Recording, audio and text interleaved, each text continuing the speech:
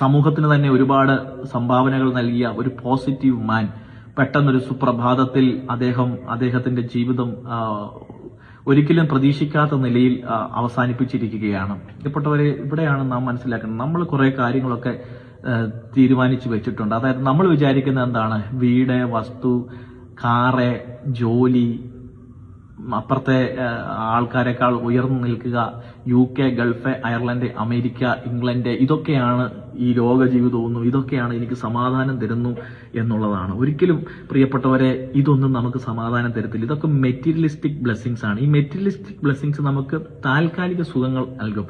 പക്ഷെ ഈ മെറ്റീരിയലിസ്റ്റിക് ബ്ലെസ്സിങ്സിന്റെ ഒരു വലിയ പ്രശ്നം എന്ന് പറഞ്ഞു കഴിഞ്ഞാൽ, നമുക്ക് പിന്നെയും ഇതിനേക്കാൾ ഏറ്റവും ബെസ്റ്റ് നമുക്ക് വേണമെന്നുള്ള ആഗ്രഹം നമ്മൾ ഓരോ ദിവസവും ജീവിക്കുന്നതോറും നമ്മൾ കൊണ്ടുവരികയാണ്.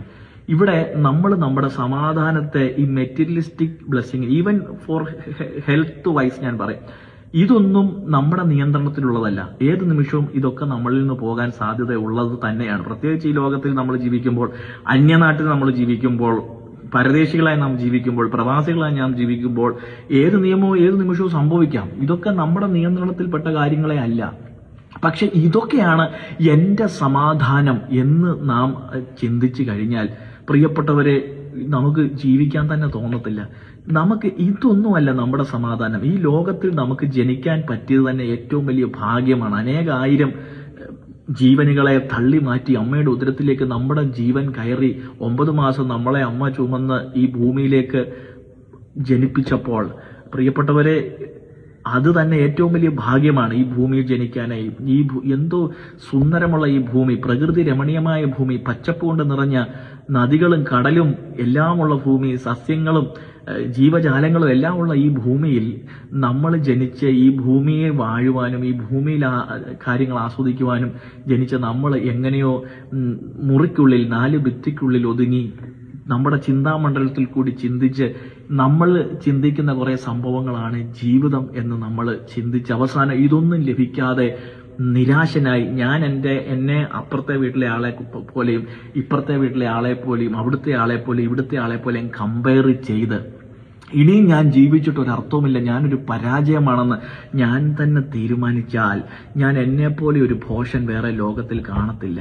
അതുപോലെ തന്നെ മറ്റുള്ളവർ എന്നെപ്പറ്റി എന്തു പറയുന്നു അതാണ് ഞാനെന്ന് ഞാൻ തീരുമാനിച്ചാൽ, പ്രിയപ്പെട്ടവരെ, നിങ്ങൾ ആരാണെന്നും നിങ്ങളുടെ നന്മ എന്താണെന്നും നിങ്ങളുടെ മനസ്സ് എന്താണെന്നും നിങ്ങളിലുള്ള നല്ല മനുഷ്യൻ എന്താണെന്നും നിങ്ങൾ രഹസ്യമായിട്ട് എത്ര പേരെ സഹായിക്കുന്നുണ്ടെന്നും നിങ്ങൾക്ക് മറ്റുള്ളവരെ കുറിച്ചുള്ള നല്ല ചിന്തകളും ഒന്നും അയൽവക്കക്കാരനോ അപ്പുറത്തോ ഇപ്പുറത്തോ താമസിക്കുന്നവന് അറിയില്ല.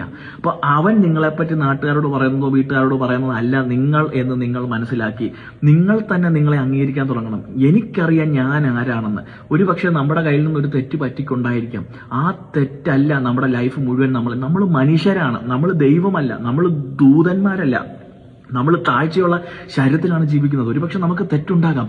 ദാറ്റ് ഡസൻറ്റ് മീൻ ദാറ്റ് എൻ്റെ ജീവിതത്തിന് ഇനി ഒരു അർത്ഥമില്ല എന്നുള്ളതാണ്. പ്രിയപ്പെട്ടവരെ, ഞാൻ എപ്പോഴും പറയും, ഐ ബിലീവ് ഇൻ മിറക്കിൾസ്. ഞാൻ അത്ഭുതങ്ങളിൽ പൂർണ്ണമായി വിശ്വസിക്കുന്നവനാണ്.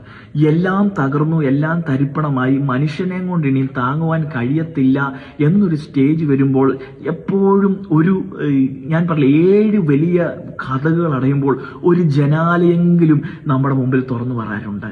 എൻ്റെ മുമ്പിൽ തുറന്നു വന്നിട്ടുണ്ട് കേട്ടോ. ഞാനത് പൂർണ്ണമായി അത് അനുഭവിക്കുന്ന ഒരു വ്യക്തി ആയതുകൊണ്ട് ചില സമയത്ത് നമുക്കറിയാവുന്നവരൊക്കെ നമ്മുടെ വാതിലങ്ങ് അടയ്ക്കും. ഞാൻ നാട്ടുകാരും വീട്ടുകാരും ബന്ധുക്കളും സമൂഹങ്ങളും ഒക്കെ നന്മകൾ അടയ്ക്കാറുണ്ട്. പക്ഷെ ആ നന്മകളൊക്കെ അടയ്ക്കുമ്പോഴും നമ്മൾ സന്തോഷത്തോടെ സമാധാനത്തോടെ ഇരിക്കുമ്പോൾ ഒരു ചെറിയ വാതിൽ നമുക്ക് വേണ്ടി തുറന്നു വരും.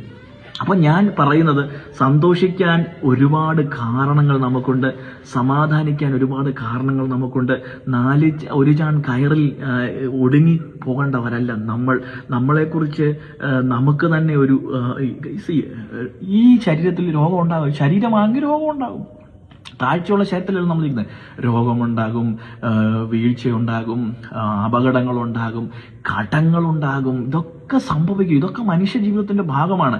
ഈ ലോകത്തിൽ നമ്മൾക്ക് കഷ്ടമുണ്ട്. നിങ്ങൾ മനസ്സിലാക്കണം, ഈ ലോകത്തിൽ കഷ്ടമില്ലാത്ത ആരുമില്ല. നിങ്ങൾ ഒരു പക്ഷെ വിചാരിക്കണം, അങ്ങേർക്ക് എന്താ കുഴപ്പം, അങ്ങേർക്ക് എല്ലാം ഉണ്ടല്ലോ, അങ്ങേരൊക്കെ എന്ത് എന്നേക്കാൾ എന്ത്. പക്ഷെ നിങ്ങൾക്കറിയത്തില്ല, നീറുന്ന ഒരു ഹൃദയം ഓരോ മനുഷ്യന്റെ ഉള്ളിലുണ്ട്.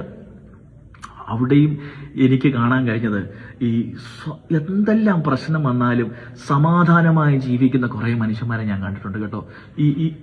അവർ ശരിക്കും പറഞ്ഞു കഴിഞ്ഞാൽ ഈ ലോകത്തെപ്പറ്റി നല്ല ഉത്ബോധം പ്രാപിച്ചവരാണ്.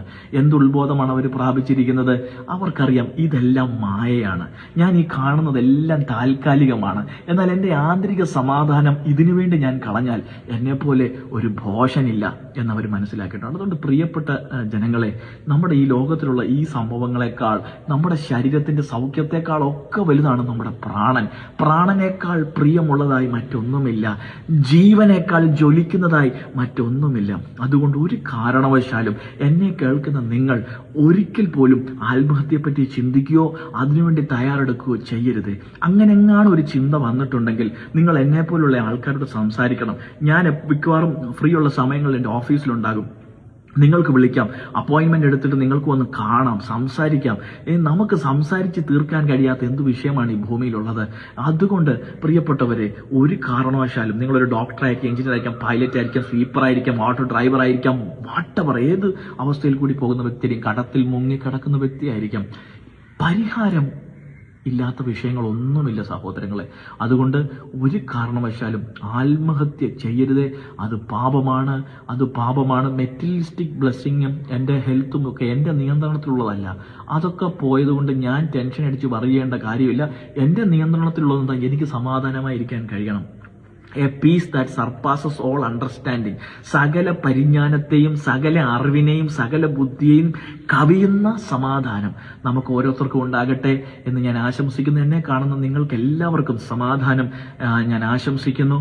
ഒരു കാരണവശാലും ഒരിക്കൽ പോലും നിങ്ങൾ ആത്മഹത്യ ചെയ്യരുതേ.